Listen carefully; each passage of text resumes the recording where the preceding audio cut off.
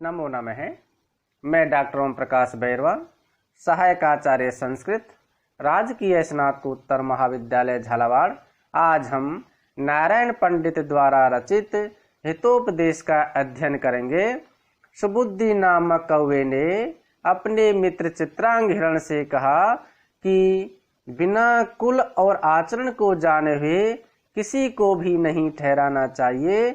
जैसे कि बिलाव के दोष से जरदगम नाम का गिद्ध मारा गया। हिरण और सियार ने कहा, यह कैसे? कौवा कहता है, अस्ति भागीरथी तेरे गृद्धकूट नामनी पर्वते महान परकटी वृक्ष है। अस्ति यानी था, भागीरथी तीरे, भागीरथी गंगा नदी के तीरे यानी तट पर गृद्धकूट नामनी, गृद्धकूट नाम के पर्वते यानी पर्वत पर, महान यानी बहुत बड़ा परकटी वृक्ष है, बरगद का या बड़ का वृक्ष यानी पेड़ था। गंगा नदी के तट पर गृद्धकूट नाम वाले पर्वत पर एक बहुत बड़ा बरगद का वृक्ष था। गृद्धकूट नाम उसका इसलिए पड़ा क्योंकि जिसके शिखर पर गिद्ध रहते थे या अधिकांश मात्रा में गिद्ध निवास करते थे। तस्य कोटरे देव दुर्विपाकात गलित नख नयनियो जरदगव नामा गृद्ध प्रतिवसति ही। तस्य कोटरे, जो वो बरगद का जो वृक्ष था, उसके तने के अंदर बने हुए जो कोटर है, खोखले हैं, उनमें देव दुर्विपाकात है। देव यानी भाग्य के, दुर्विपाकात यानी विपरीत होने से, यानी भाग्य के विपरीत होने के कारण गलित नख नयनो जरदगाव नामः गृद्ध प्रतिवसति ही। गलित नख नयनो, जिसके नख यानी नाखून और नयन यानी नेत्र, गलित यानी नष्ट हो गए। गलित नख जिसके नाखून गल गए हैं, और नयनी हो और नेत्रों से दिखाई देना बंद हो गया यानी दृष्टिहीन हो गया है, ऐसा जरदगव नामः, जरदगव नाम का गृद्ध यानी गिद्ध प्रतिवस्ती यानी निवास करता था। जरद यानी जिसकी नष्ट हो गई है, गौ यानी इंद्रियां, जिसकी गव यानी इंद्रियां, जिसकी इंद्रियां नष्ट हो गई है, इसलिए उसका नाम ही रख दिया जरदगव नामः। जरदगव नाम वाला जिसकी इंद्रियां नष्ट हो गई है, ऐसा गिद्ध उस जो वृक्ष था उसके कोटर में या उसके खोखले में निवास करता था। अथ कृपया तत् जीवनाय तद वृक्षवासिन है पक्षिण स्व आहारात किंचित किंचित उद्धृत्य तस्मै ददाति।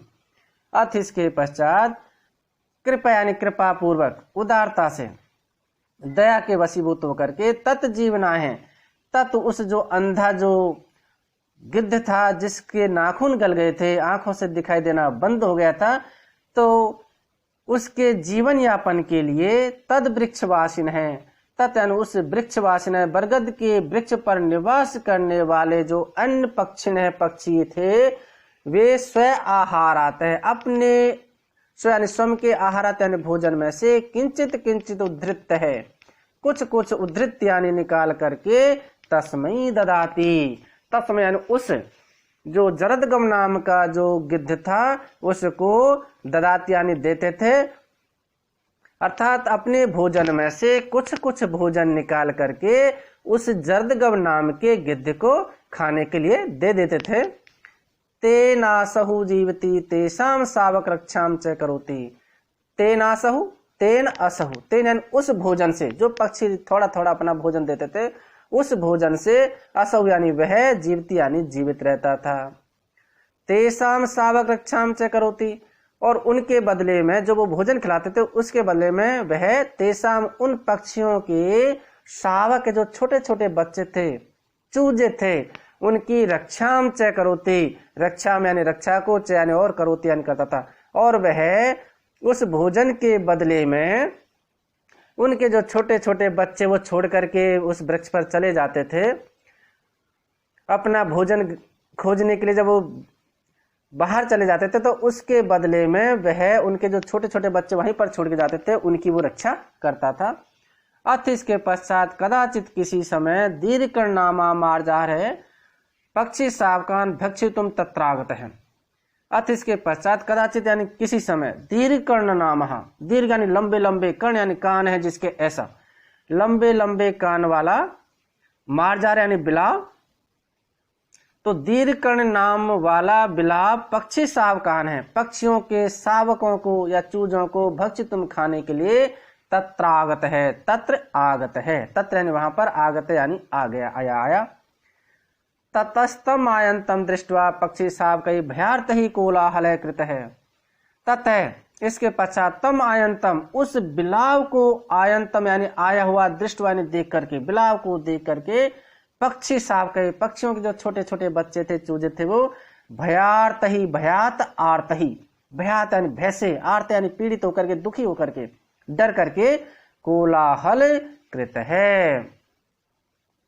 कोलाहल यानी शोरगुल, कृत यानी किया या चिल्लाना, उन्होंने शुरू कर दिया।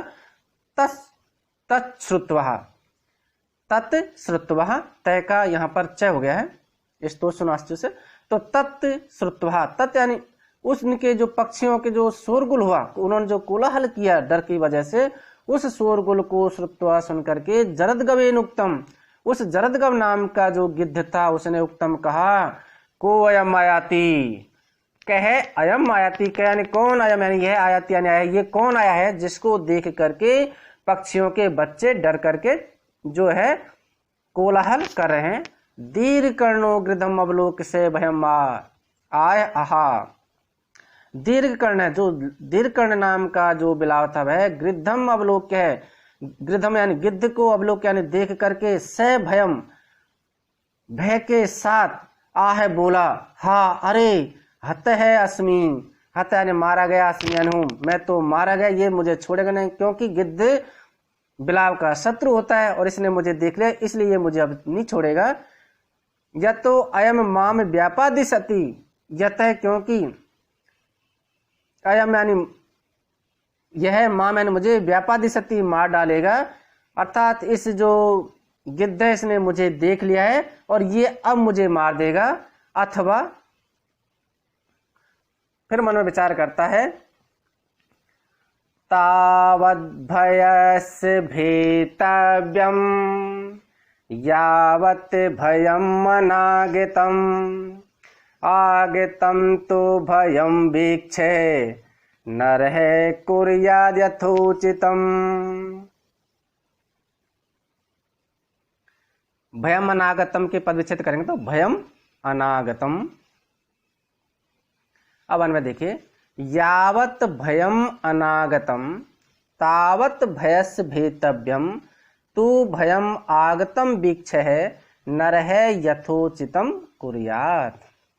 यावत यानी जब तक, भयम यानी भय, अनागतम नहीं आ जाता, जब तक भय उपस्थित नहीं हो जाता है, तावत भयस भेतव्यम, तब तक ही भय, भय यानी भय से या डर से डरना चाहिए। तू किंतु भयम आगतम वीक्ष, लेकिन भयम यानी भय को, आगतम यानी आया हुआ, वीक्ष यानी देख करके, नरह मनुष्य को यथोचितम कुर्यात है। यथोचितम, यथा उचितम, यथोचितम गुण संधि है, तो यथा उचितम, यथा यानी जैसा, उचितम यानी उचित है, कुर्यात यानी करना चाहिए, जिससे अपने प्राण बच जाए, इस प्रकार का प्रयास करना चाहिए। तो जब तक भय उपस्थित नहीं हो जाता है तब तक भय से डरना चाहिए, किंतु जब भय सामने उपस्थित हो जाए तो मनुष्य को उस भय को देख करके यथोचित, जैसा समय के अनुकूल हो ऐसा उसका जो है उपाय करना चाहिए। जिस प्रकार से 4 मित्र थे, जंगल में जा रहे थे, उनमें से एक मित्र वृक्ष पर चढ़ना नहीं जानता था, इतने में ही एक जो रीछ है वहां पर उपस्थित हो जाता है। तो 3 जो मित्र थे, वो जो वृक्ष पर नहीं चढ़ना जानता था उसको छोड़ करके तीनों पेड़ पे चढ़ जाते हैं।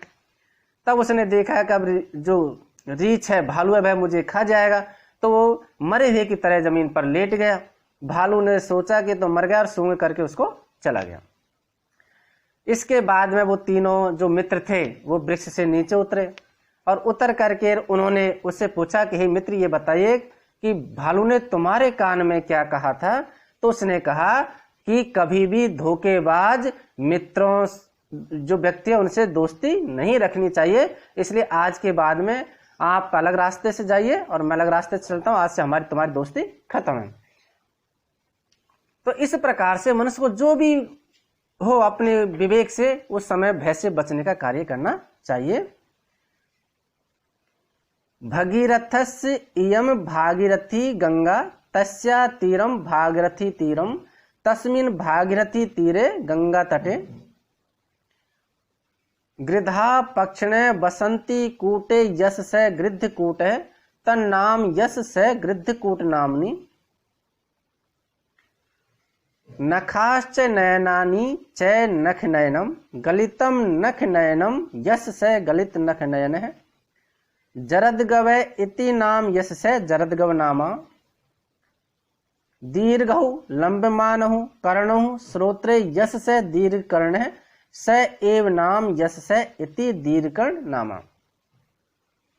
तो जो जरदगव नाम में जो गौ शब्द आया है, इस गौ के कई अर्थ होते हैं। गौ का अर्थ